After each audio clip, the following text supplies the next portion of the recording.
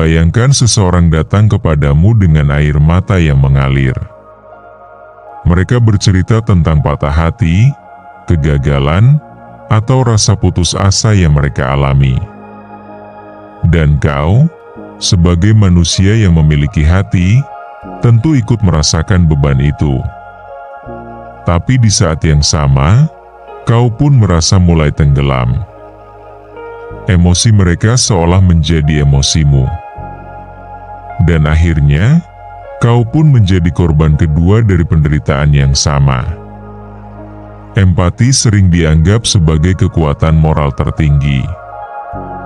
Tapi apa jadinya jika empati malah membuat kita lelah, kewalahan, bahkan lumpuh?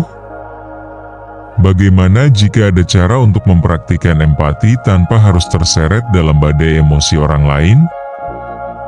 Bagaimana jika kita mempraktikkan empati tanpa terjebak dalam emosi?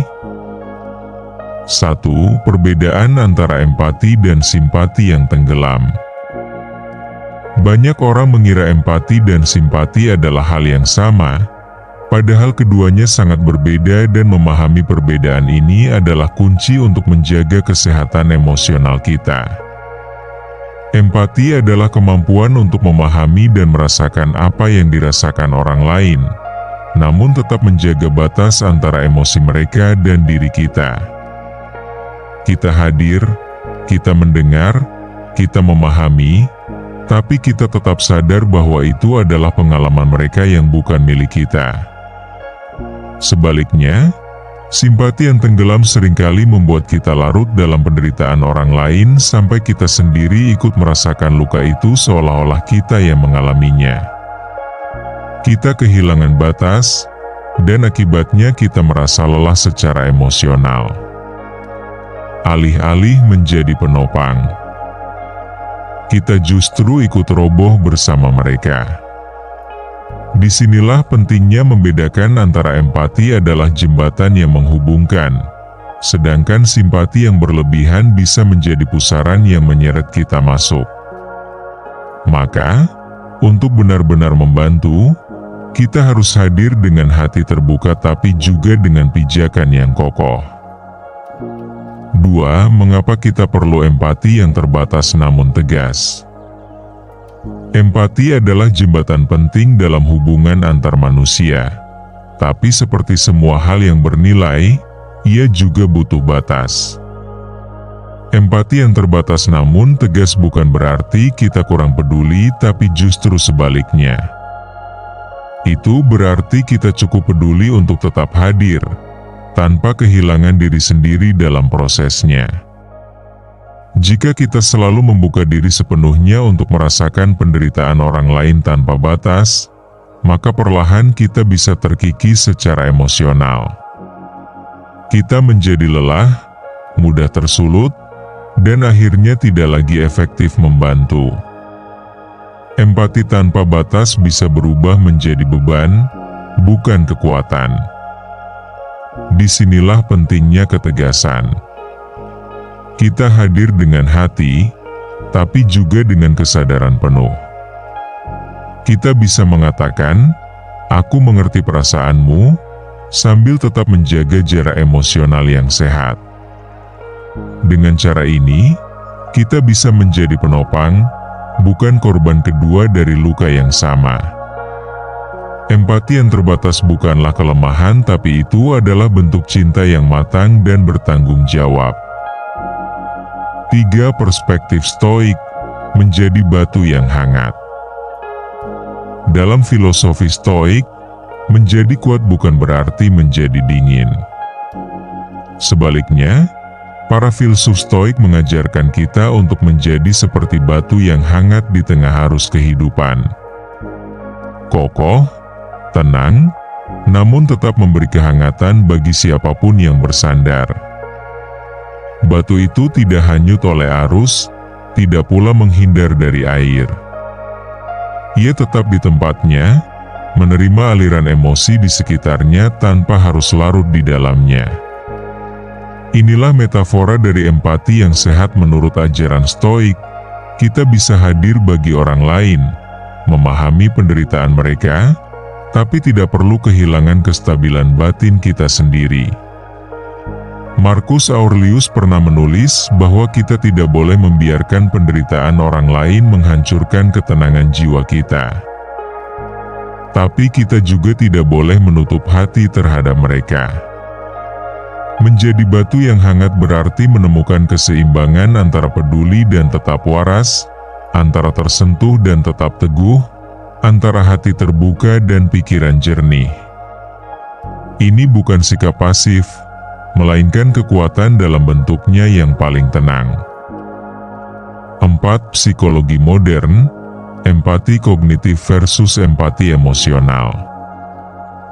Dalam psikologi modern, empati tidak lagi dipandang sebagai satu konsep tunggal. Para peneliti membedakannya menjadi dua bentuk utama, yaitu empati emosional dan empati kognitif. Empati emosional terjadi ketika kita secara spontan merasakan emosi orang lain, seolah-olah itu adalah emosi kita sendiri. Misalnya, saat melihat seseorang menangis, kita ikut merasa sedih tanpa bisa menahannya. Ini alami, manusiawi, tapi juga berisiko melelahkan. Sementara itu, empati kognitif adalah kemampuan untuk memahami apa yang orang lain rasakan tanpa ikut larut di dalamnya. Kita bisa melihat seseorang marah atau sedih, dan meski kita tidak ikut tenggelam dalam emosi itu, kita tetap bisa memahami dari mana perasaan itu datang dan merespons dengan bijak. Dalam konteks membantu orang lain, empati kognitif memungkinkan kita untuk tetap hadir dan suportif, tanpa kehilangan kejernihan berpikir. Seorang psikolog, misalnya, tak bisa terus-menerus menangis bersama kliennya.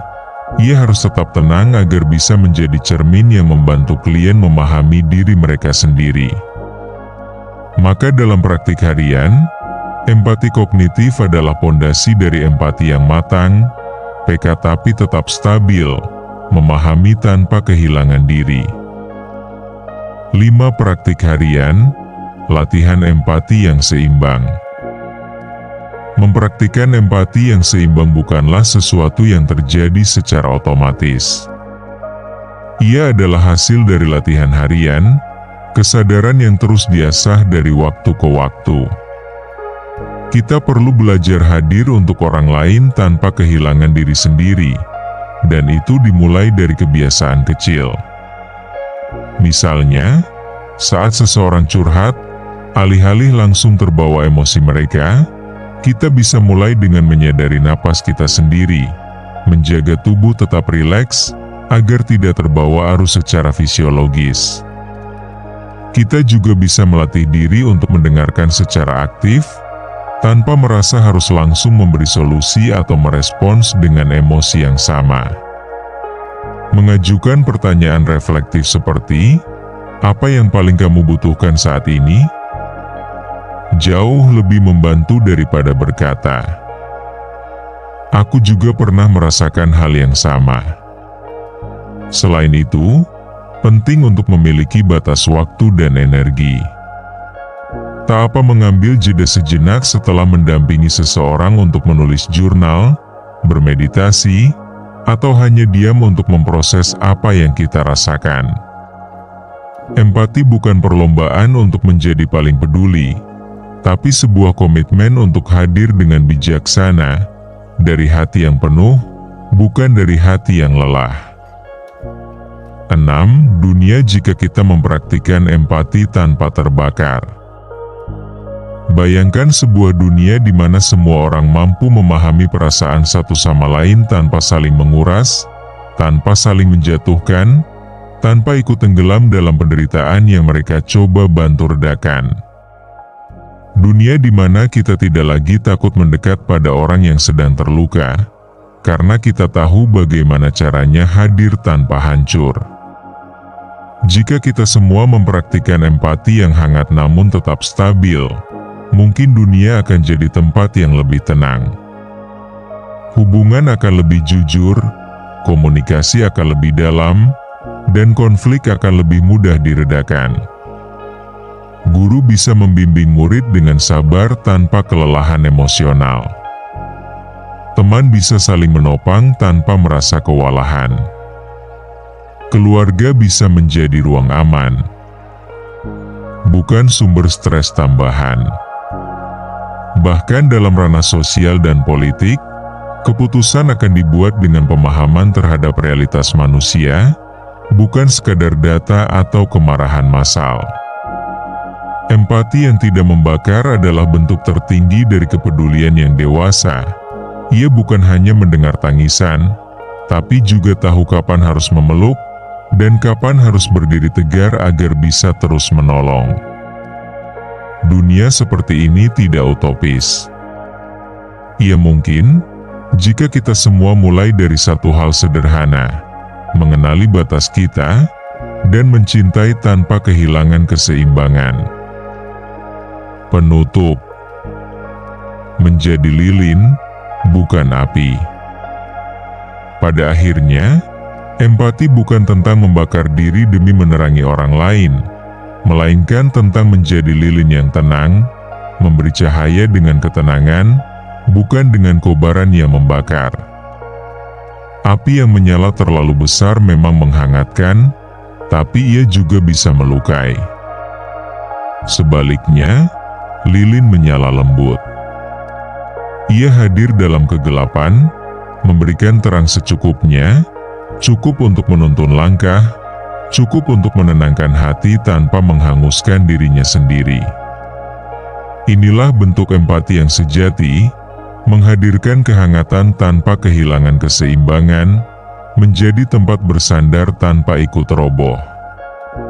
Kita tidak perlu menjadi penyelamat bagi semua orang, cukup menjadi pelita kecil bagi satu hati yang sedang gelap. Dalam dunia yang semakin bising, penuh tekanan dan kelelahan emosional, menjadi lilin yang konsisten menyala adalah tindakan revolusioner. Jadi, mulai hari ini, mari kita latih empati yang sehat yang tidak melemahkan, tapi menguatkan. Yang tidak menenggelamkan, tapi justru mengangkat.